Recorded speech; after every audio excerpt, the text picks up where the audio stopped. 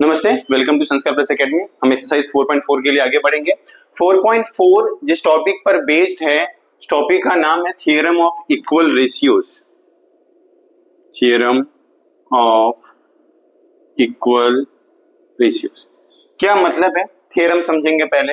For example अगर लिखा है a अपॉन बी इक्वल है c अपॉन डी इक्वल है e अपॉन एफ के, तो इस केस में अगर मैं a plus c plus e और b plus d plus f इनका रेशियो निकालो तो भी बराबर आएगा। a minus b minus a minus c minus e upon b minus d minus f a निकालो तो भी बराबर आएगा। इसका क्या मतलब है कि अगर मैं अपने कंफर्टेबिलिटी के हिसाब से, अपने नीड के हिसाब से मैं इन रेशियोज को ऐड करूं या सब्सट्रैक्ट करूं तो भी जो एक्चुअल वैल्यू आएगी सॉल्व करने के बाद, प्लस करने के बाद, माइनस करने के बाद जो भी वैल्यू आएगी वो भी प्रोपोर्शन में ही होगी। एक एग्जांपल देता हूं मैं आपको, जैसे लिखा है 2 upon 3 is equals to 6 upon 9। अगर मैं इसको कट करूं तो 6 अपॉन 9 का वैल्यू भी 2 अपॉन 3 ही आएगा। 3 2 जा 6, 3 3 जा 9। ये दोनों इक्वल प्रोपोर्शन में, इक्वल रेशियोज में है, इक्वल रेशियो है इनका, नंबर्स प्रोपोर्शन में है। तो अगर 2 प्लस 6 अपॉन 3 प्लस 9 सॉल्व करूं तो कितना हो रहा है? 6 प्लस 2 8, 9 प्लस 3 12, और मैं इसको कट करूं तो 4 2 जा 8 और 4 3 जा 12। क्या आया आंसर? 2 अपॉन 3, जो इक्वल, जो स्टार्टिंग का रेशियो था। सेम सब्सट्रैक्ट करने के बाद भी जो रेशियो आएगा वो 2 अपॉन 3 ही आएगा। तो इस बात को ध्यान रखिए, थ्योरम ऑफ इक्वल रेशियोज। इसके बेस पर हमारा एक्सरसाइज 4.4 है, हम इसे सॉल्व करेंगे। पहला क्वेश्चन है हमारे पास, x upon 7 is equals to x upon 7 is equals to y upon 3। पहली चीज जो मुझे लेकर आनी है वो लेकर आनी है 3x प्लस 5y। मतलब मुझे करना है कि जहां पर x है उसमें 3 से मल्टीप्लाई कर दूं। अगर मैंने न्यूमरेटर में 3 से मल्टीप्लाई किया है तो मैंने डिनोमिनेटर में भी 3 से मल्टीप्लाई करना पड़ेगा।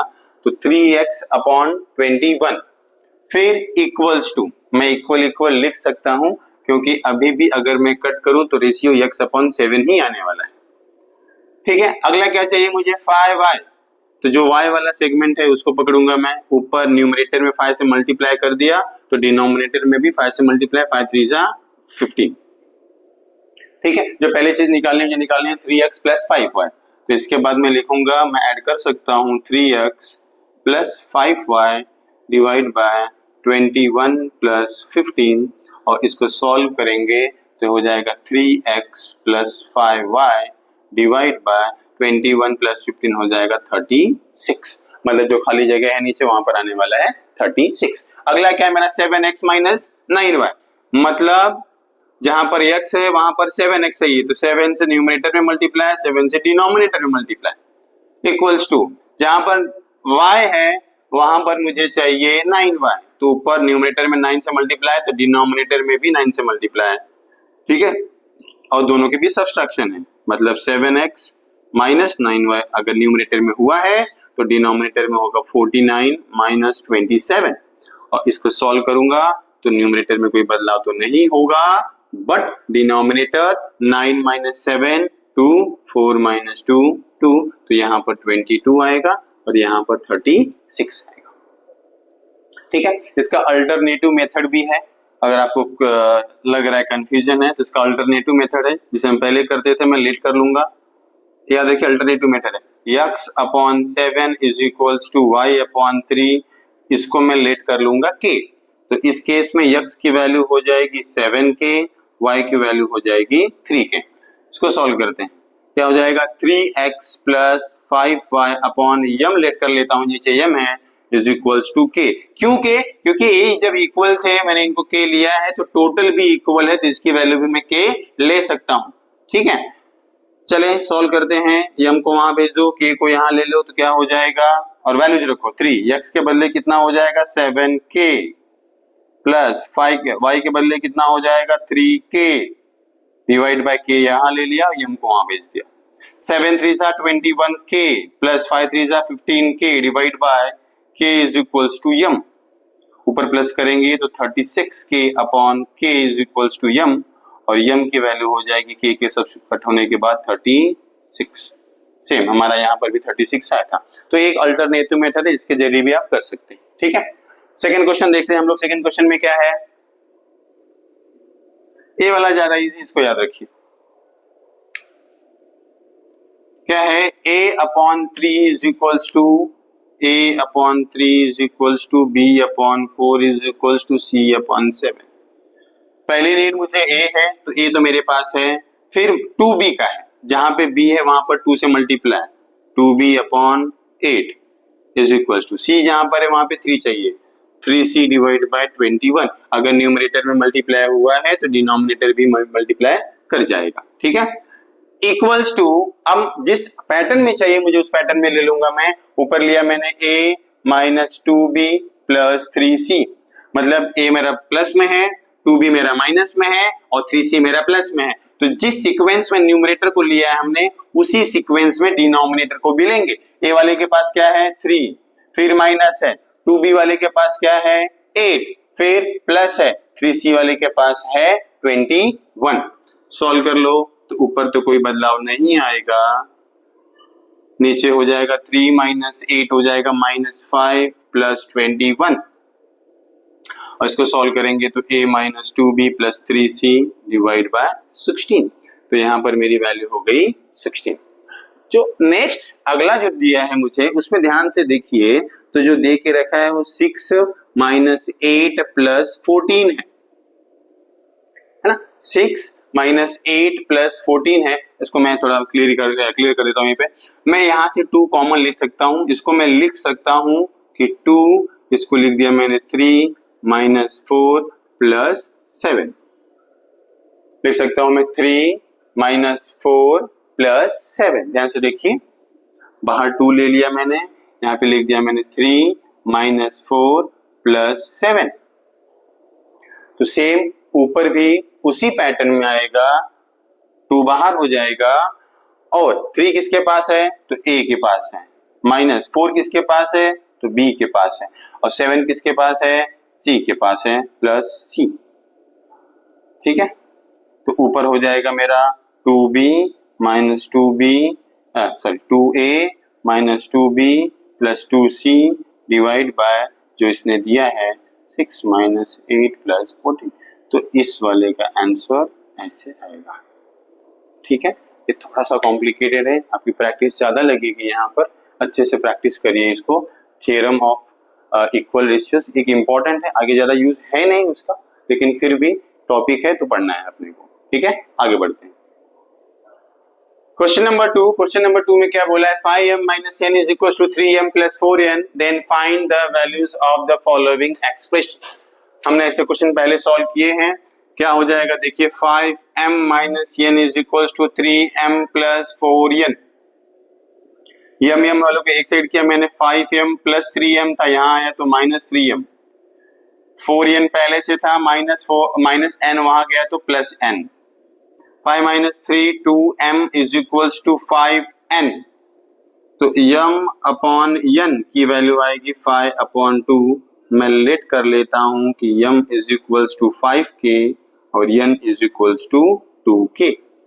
चलिए इन वैल्यूज को लाकर हम डायरेक्ट पुट करते हैं। क्या हो जाएगा, m square plus n square divide by m square minus n square. m की वैल्यू है मेरे पास 5k स्क्वायर प्लस n की वैल्यू है मेरे पास 2k स्क्वायर। ठीक है, whole square actually, divide by 5k whole square minus 2k whole square. 525k square plus 4k square divide by 25k square minus 4k square. Solve किया तो 29k square divide by 21k square, k square cancel, तो 29 upon 21। ठीक है, similar question आपको second में भी वही करना है। m की वैल्यू लाकर सब्स्टिट्यूट करिए, at the end k cancel हो जाएगा और आपकी वैल्यू मिल जाएगी आपको। ठीक है, आगे बढ़ते हैं। क्वेश्चन नंबर 3, ये सब क्वेश्चन थोड़ा फ्री वर्क से क्वेश्चन है और थोड़े से कॉम्प्लिकेटेड है, तो आपकी अंडरस्टैंडिंग बहुत स्ट्रांग होनी चाहिए यहाँ पर। क्वेश्चन क्या बोल रहा है, इफ ए ब्रैकेट में y प्लस जेड, साइन पे याद रखिए, y plus z is equals to b, Z plus x is equals to c, x plus y, and out of a B c no two of them are equal, कोई भी दो equal नहीं है इसमें से, then so that y minus z upon, आपको दिख रहा है, ठीक है, क्या दिख रहा है ध्यान से देखो, मुझे y प्लस जेड दिया हुआ और यहाँ पर y माइनस जेड पूछा हुआ है, z प्लस एक्स दिया हुआ है, z माइनस एक्स पूछा है, x प्लस वाई दिया है, x माइनस वाई पूछा है, इसके अलावा ऊपर a b c इनके साथ में है और यहाँ पर a b और c इनके साथ में नहीं है, तो ध्यान रखिए। स्टार्ट करता हूं मैं लेट, पहला जो स्टार्ट होगा लेट से होगा कि a y plus z is equals to b, z plus x is equals to c, x plus y is equals to k। मैं क्या करता हूं, सबको डिवाइड में के नहीं लेट करते फिलहाल, आगे करेंगे, कि सबके डिवाइड में मैं a b c से सबको डिवाइड कर देता हूं। क्यों डिवाइड करूंगा, डिवाइड करने से जो मेरे पास a b और c है ऊपर के कैंसिल हो जाएंगे, ठीक है, इसलिए मुझे तीनों से डिवाइड करना पड़ेगा। लिखूंगा मैं dividing by a b c, तो क्या हो जाएगा, a y plus Z upon A B C, B Z plus X upon A B C, C x plus Y upon A B C. अब देखेंगे तो a से a कैंसिल, b से b cancel, c से c cancel, क्या बचा, तो ऊपर बचा y plus Z upon B C, z plus X upon A C, x plus Y upon A b, और मैं इसको लीड कर लेता हूं k। अब थ्योरम ऑफ इक्वल रेशियोज के हिसाब से हम यूज करेंगे। पहली चीज मुझे लेकर आनी है y minus Z, y minus Z कब आएगा, y माइनस जेड लेकर आना है मुझे, कैसे आएगा,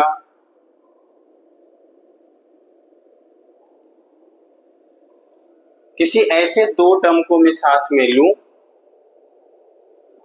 किसी ऐसे दो टर्म को साथ में लूं जिसके पास AB और AC हो, जिसके पास AB और AC हो, ठीक है।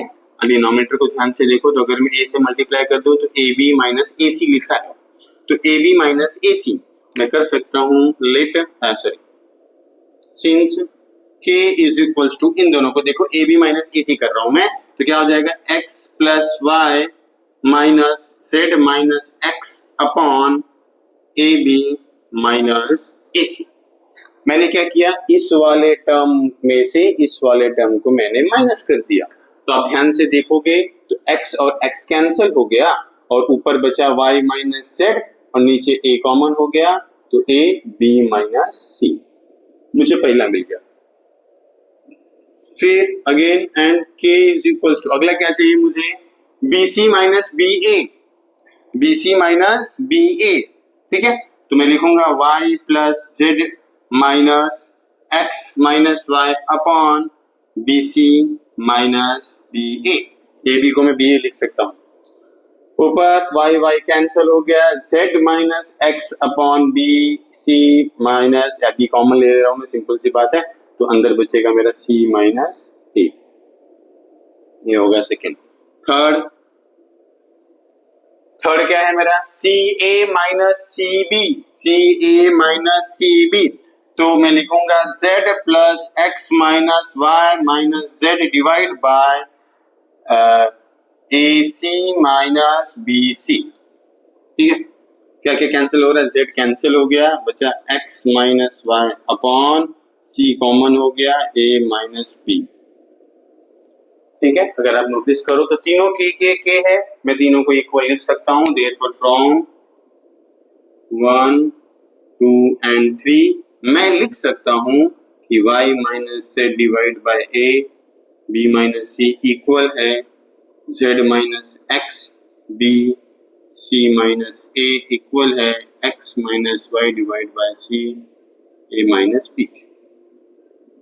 ये मेरा प्रूफ हो गया जो मुझे करना है, ठीक, थोड़ा सा कॉम्प्लिकेटेड है, तो थोड़ा यहाँ पे आपका ध्यान अटेंशन ज्यादा लगेगा, आप प्रैक्टिस करेंगे तो आ जाएगा। तो बस आपको ध्यान रखना है कि मुझे क्या दिया है और मुझे क्या लाना है। उस जो लाना है मुझे, उसके लिए मुझे क्या क्या अप्लाई करना पड़ेगा, क्या क्या सब्सट्रैक्ट क्या ऐड करना है वो आपको समझना पड़ेगा और फिर आपको सॉल्व करना है। थोड़े से फ्री वर्ड्स के क्वेश्चन है, मेथड्स बदल सकते हैं अगले क्वेश्चन में। ठीक है, आगे बढ़ते हैं।